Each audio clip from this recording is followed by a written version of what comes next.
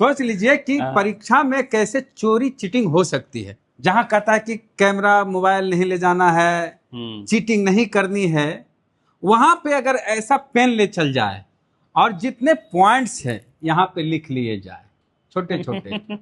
ये आपको सिर्फ एक साधारण पेन दिख रहा होगा जिसपे जय श्री राम लिखा हुआ है, लेकिन एक साधारण इसी तरह का पेन नहीं है जिससे सिर्फ लिखते हैं। ये देखिए क्या दिखा आपको, राम की तस्वीर दिखी और इधर भी राम की तस्वीर है, राम जन्मभूमि अयोध्या, और 3 तस्वीरें आपको दिख रही होगी। अब दूसरा पक्ष ये है कि जय भीम वाले जो दलित समाज के लोग हैं या बहुजन समाज के लोग हैं वो जय भीम करते हैं, लेकिन देखिए जो आरएसएस वाले हैं वो कहाँ तक पहुंचे हुए, वो आपकी जेब तक पहुंच गए हैं। और इसको ऐसे निकालिए और देखिए, जहां दिल करे, जो भगवान को मानते हैं, श्रद्धा उनमें है, वहीं पूजा पाठ कर लेंगे।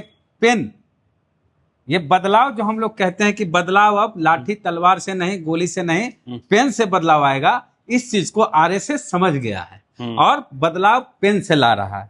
यही सोचिए कि इस पेन में यहाँ पे जय भीम लिखा होता, ऐसे खोलते तो यहाँ बाबा साहब की तस्वीर दिखती और यहाँ संविधान की तस्वीर होती या बहुजन महापुरुषों की तस्वीर होती, तो माजरा क्या होता। रवि हम भाई हमारे साथ हैं, क्या कहेंगे इस पेन को? आप पहली बार आज देखे हैं? हाँ, मैं तो देख के आश्चर्यचकित रह गया कि बीजेपी वालों का प्रचार तंत्र इतना मजबूत है कि वो हर व्यक्ति तक पहुंच गया है। मतलब क्या, मोबाइल में तो है ही बीजेपी का प्रचार, साथ में कलम पॉकेट में भी प्रचार तंत्र आ गया है। इसको कॉपी करने की आवश्यकता है। चंद्रशेखर रावण जी हैं या बहन जी या जो भी उधर देख के बोलिए, या जो भी जय भीम का नारा लगाते हैं या फिर बाबा साहब को मानते हैं, तो इसमें कुछ गलत नहीं है। बीजेपी को इस कलम से जो वोट मिलता है, काय से बीजेपी को वोट मिलता है। हर किसी को संविधान में अपने धर्म का प्रचार प्रसार करने की पूरी छूट है, बिल्कुल, और उसका लाभ इस तरह से लिया जा रहा है कि हर किसी के पॉकेट तक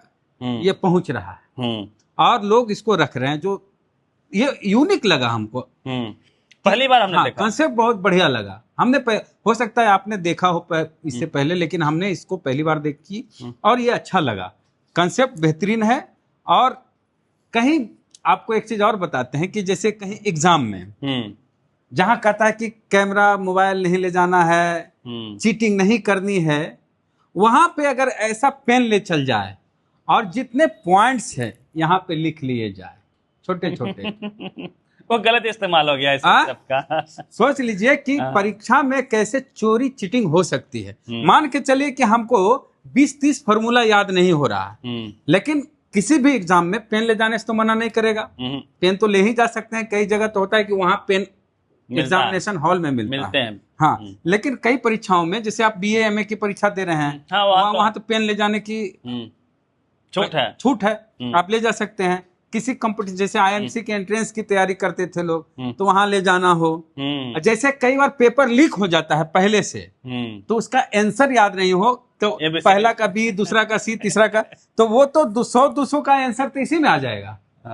मैट्रिक का एग्जामिनेशन। तो इस तरह के पेन से चीटिंग हो सकती है बड़े आराम से, और इसमें आंसर लिखा जा सकता है, एक का बी नहीं, पहला का बी, दूसरा का सी, तीसरा का ई, और इधर करते करते 200 करीब आंसर इसमें आ जाएंगे। और इस पेन को ले जाने के बाद परीक्षा में चीटिंग हो सकती है, लेकिन उसके उद्देश्य से इस पेन को नहीं बनाया गया है। इस पेन को बनाया गया है आपके विचारों के, धर्म के प्रचार प्रसार के लिए।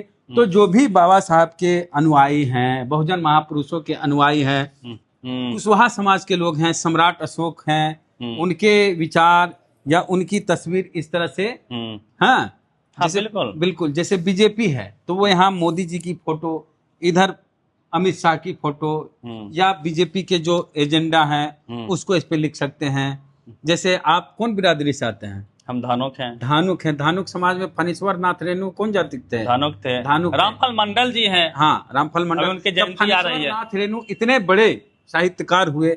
रेणु जी की एक कविता इधर हो, कहानी हो, और इधर हो उनकी तस्वीर हो, रामफल मंडल जी उनके बारे में जीवनी बताई जाए संक्षिप्त में। तो इस तरह से बहुत सारे पेन अगर बनते हैं अलग अलग विचारों के, यहाँ पर फणीश्वर नाथ रेणु लिखा हो, जय भीम लिखा हो, तो बाबा साहब के विचार लिखे हो, तो इस तरह से महापुरुषों के विचारों को जन जन तक पहुंचाया जा सकता है। निश्चित तौर पे। और मैं तो चाहूंगा कि जय भीम यहाँ लिखा रहे और बाबा साहब की तस्वीर हो, संविधान की तस्वीर हो, फूले साहब की तस्वीर हो, या कांसीराम जी की तस्वीर हो, और बहुजन विचारधारा जो और है। भी इसके उपयोग इस तरह के पेन के हो सकते हैं, जैसे यहाँ हैप्पी बर्थडे लिख दे और जिसको गिफ्ट किए वो खोले तो उसकी तस्वीर दिखे, हैप्पी बर्थडे लिखा, हैप्पी बर्थडे के साथ केक के साथ दोनों तरफ, कितना खुश हो जाएगा। तो ये कंसेप्ट बड़ा बेहतर है।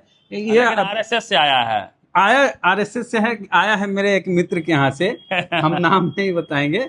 उनके यहाँ ये पेन हम लोग को दिखा तो हम लोग सोचे कि आपको भी इस कलम को दिखा दे और इसकी खासियत बताते हैं।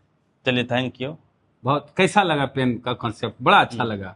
आप बताइएगा कि क्या दलित समाज को चाहे भीम आर्मी को चुनाव के दौरान पॉलिटिकल पार्टियों को इस तरह के पेन का इस्तेमाल करना चाहिए, और खास करके परीक्षा में तो बिल्कुल नहीं करना चाहिए। परीक्षा के लिए नहीं है, ये प्रचार के लिए है। धन्यवाद।